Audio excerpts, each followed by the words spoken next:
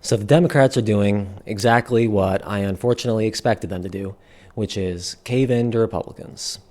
Because that's all Democrats know how to do for my entire lifetime, is sit around and watch as Republicans destroy this country. I need people to understand that it's taken two, both parties, to get us here. We've been going in mostly the wrong direction for the last 50 years in this country.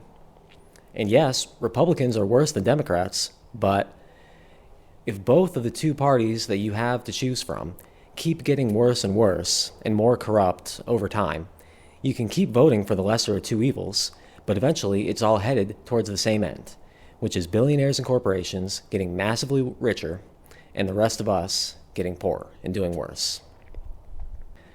We needed this shutdown. We needed them to fight to shut down the government for an entire year if necessary. We needed something big to wake people up and make them realize that their country is being stolen from them before it's too late. But no, instead we will return to the slow, steady decay which we have now become accustomed to. Think about it like this. There's a robber in a bank, robbing a bank, and there's a cop sitting outside on a bench watching it happen, doing nothing to stop it. The robber runs out of the bank with the money, and the cop just waves as he runs by.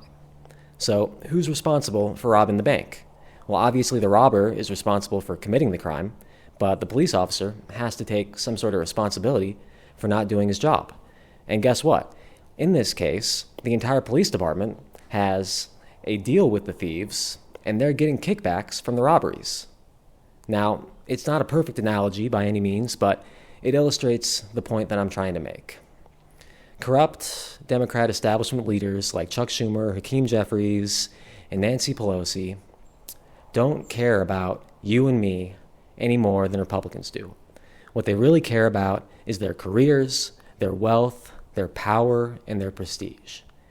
And they are very much convinced that the best way to hang on to that power and prestige is to get as much money from billionaires and corporations as possible.